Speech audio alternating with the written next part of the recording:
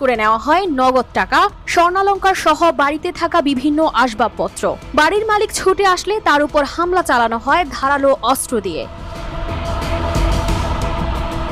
অপরাধের কর্মকাণ্ড রেকর্ড হচ্ছে মনে পড়তেই লাঠির আঘাতে ভেঙে ফেলা হয় সিসি ক্যামেরা। এটি কোনো সিনেমা বা শুটিং এর দৃশ্য নয়। গত 27 এপ্রিল জমি সংক্রান্ত বিরোধে রংপুর নগরের গণেশপুর এলাকায় এভাবেই বাড়ি দখলের তাণ্ডব চালিয়েছে কিশোর গ্যাংয়ের একটি দল।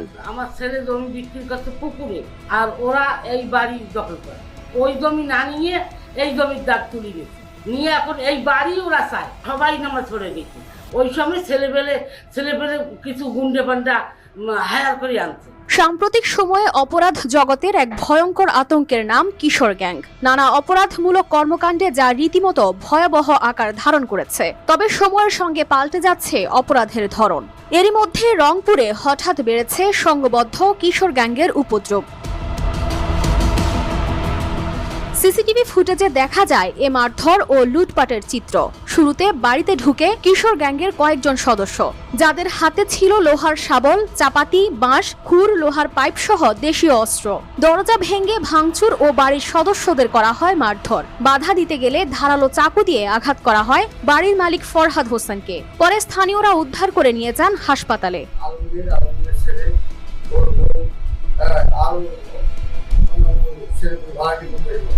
তো আমি আর এদিকে কিছু না দেখে আমি সরাসরি বাসায় যাই, বাসায় গিয়ে দেখি এরকম সব কিছু ভাবছিলা, সব কিছু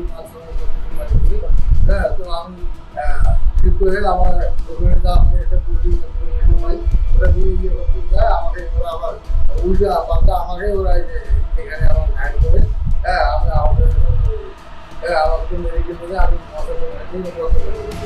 এ ঘটনায় রংপুর মেট্রোপলিটন কোতোয়ালি থানায় ফরহাদ হোসেনের বোন আয়েশা সিদ্দিকা বাদী হয়ে 5 জনের নাম উল্লেখ করে একটি মামলা দায়ের করেন। তবে অভিযুক্তরা ধরাছোঁয়ার বাহিরে। এতে নিরাপত্তাহীনতা ও আতঙ্কে দিন কাটছে ভুক্তভোগী পরিবারের। বাসায় ঠিকভাবে থাকতে পারতেছি না, ওরা বাবার আবার হামলা করার জন্য চেষ্টা করতেছে।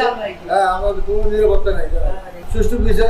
সিসিটিভি ফুটেজ দেখে আসামিদের শনাক্ত করে গ্রেফতার ও আইনের আওতায় আনতে কাজ করছেন বলে জানান উপপুলিশ কমিশনার আবু মারুফ হোসেন। এরা অনেকেই অ্যাডিক্টেড এবং এরা বিভিন্নভাবে যে ঘটনাগুলো ঘটেছে এগুলো নির্দিষ্ট একটা ঘটনা, জায়গা জমিকে কেন্দ্র করে বা নিজেদের ভিতরে কোনো ঘটনা ইস্যুকে কেন্দ্র করে, নিজেদের বিরোধকে কেন্দ্র করে মারামারি ঘটনাগুলো ঘটেছে। যাই হোক, আমরা সেগুলো অ্যাড্রেস করেছি এবং এগুলোকে আমরা সবগুলোকে গ্রেপ্তার করেছি এবং আইনের আওতায় নিয়ে আসছি। সংঘবদ্ধ কিশোর সদস্যদের সংগঠিত অপরাধ